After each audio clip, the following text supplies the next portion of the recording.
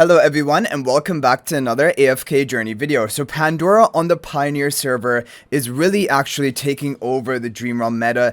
Even for the Crystal Beetle boss of today, Pandora is in all the top different team formations. And take a look at her damage output. 124 billion damage, almost as much as Baelran, who is the damage leader for this specific team lineup. And in the other team using Shemira, Pandora almost even rivals the damage output of Shemira in Crystal Beetle. So again, just to re-emphasize, why is Pandora doing so well? It is because of her HP loss damage that she has on her ultimate ability. So if you can cycle her ultimate really frequently, like in Crystal Beetle with that energy recovery, she is obviously going to be at her maximum potential. Crystal Beetle will be the best boss for Pandora, probably always. And Pandora will only be good in endless difficulty of bosses where HP loss damage is actually valuable. Prior to this, in pre-endless bosses, Pandora is going to have no use in Dream Realm. I'm telling you that right now, because she has no other great supportive role in any of her skills. It's just about her raw damage, which is high enough to put her into the top teams when you make it to the endless difficulty of bosses. So Pandora is going to be one of those heroes that shines basically in phase 3 of each season, the final month and a half, with the Mythic Plus charms to even boost her damage output a bit further.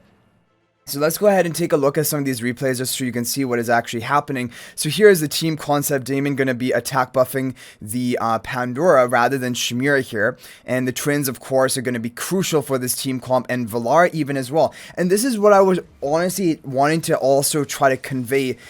Even though some people think Valar is being replaced by Pandora in Dream Realm, that is not necessarily the thing. They serve different roles. Valar is still one of the best stat steal buffers for your team, one of the highest buffing magnitude of attack buff for your allies, and also providing a decent amount of debuffs.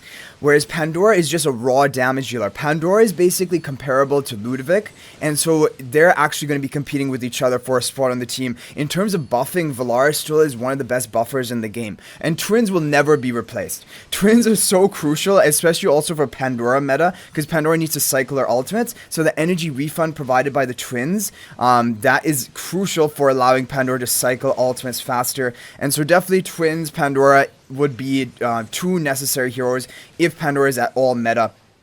And Shemira is actually getting a little bit replaced now that we're moving into endless difficulty of bosses, even though Shemira is still like proving herself. You guys saw that the Baelran team is slightly better than the Shemira version, and that is just because now that we're going for just HP loss damage, a greater of that will come from heroes like Baelran and like Harak. And like we talked about earlier, Harak is not going to have great synergy with Pandora, because if Harak devours Pandora, all of Pandora's damage comes to a complete halt, because her HP loss damage can only be casted when she is alive on her ultimate. It is not going to proc from her box form of casting the ultimate.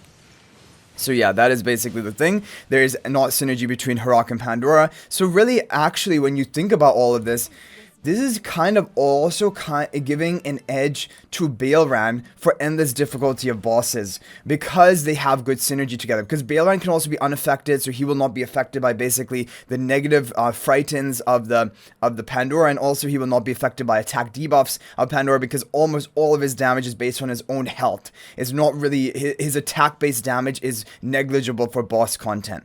And then you have the twins to give like they're unaffected to the allies on the Stellar Bond, which, for example, in this team comp are going to be Damon and Ludovic. So basically, no one is actually going to be frightened and getting the bad negative effects of Pandora's ultimate. So definitely, Harak is going to be finding it a little bit tough now that there's a kind of synergy between Baelran and Pandora.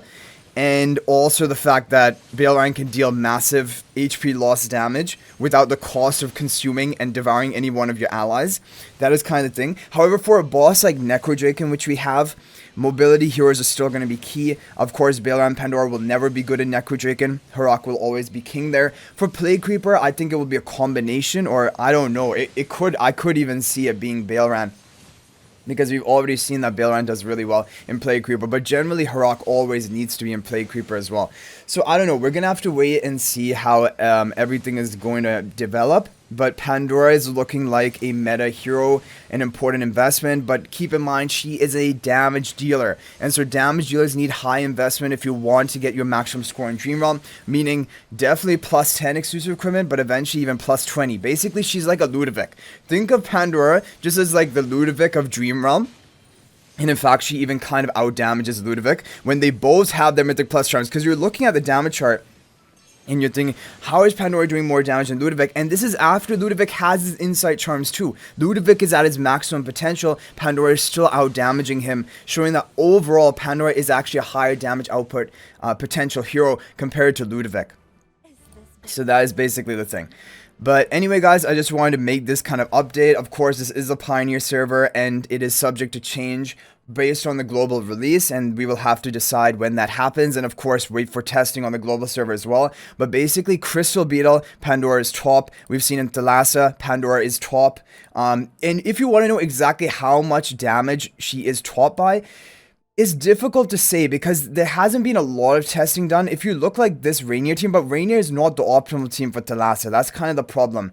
We're going to have to see with more in-depth testing, but definitely in Thalassa, Pandora is a pretty big lead compared to non-Pandora teams. Sigmund, we've seen that Pandora is in the top, but we don't know exactly by how much that is going to be. Necrodraken, she will not be good. Nocturne Judicator, she will not be good because the damage comes from Midnight Hunter. You don't need like HP loss damage for Nocturne Judicator. Crazed Shellbrute, I think Crazed Shellbrute, I don't know what's going to happen in Crazed Shellbrute, honestly. We haven't seen that. Lucia, I think probably unlikely, but you never know because she can kind of prevent you from casting ultimate. That reduces Pandora's damage because all Pandora's damage is coming from her ultimate cast. That's why she's getting such high damage numbers in Crystal Beetle with that energy recovery. But anyway, guys, that is going to be it for this video. Basically, Pandora will be a meta hero. She will be basically a must-pull status at this point, but she is only good for endless bosses. Pre-endless, she will have no use because she's just an endless damage dealer. That is it.